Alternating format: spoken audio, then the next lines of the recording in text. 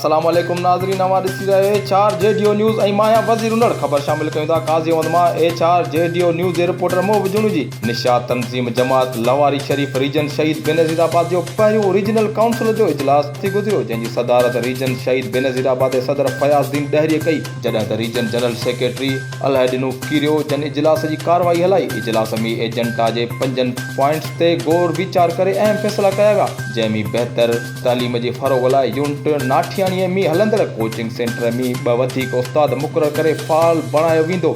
Unit माखंड ऐं दोरो ॾाइरीअ में कोचिंग सेंटर क़ाइमु कया वेंदा ऐं ॻोठ माखंड में प्राइमरी उस्ताद ऐं नाठियाणीअ में मुक़ररु GST गवर्नमेंट फीमेल टीचर्स खे बहितर परफॉर्मेंस ॾियण जो पाबंद कयो वेंदो। ॿी सूरत में खेनि बदिली कराए महिनती उस्तादनि खे मुक़ररु करायो वेंदो।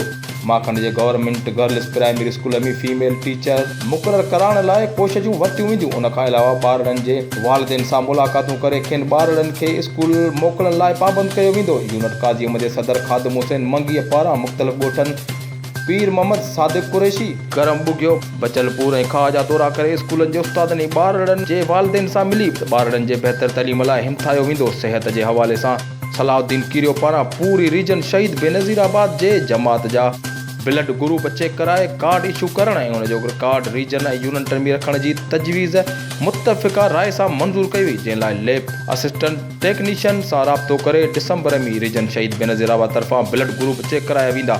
इजलास में रीजन जे उहिदेदारनि ऐं यूनिटनि काज़ी अहमद नाठियाणी माखंड ऐं दोरो ॾाहिरीअ जे सदोरो ऐं जनरल सेक्रेटरी शिरकत कई, जॾहिं त यूनिट अली मोहम्मद फुरड़ो जे उहिदेदारनि दरख़्वास्तूं पिणु मोकिलियूं।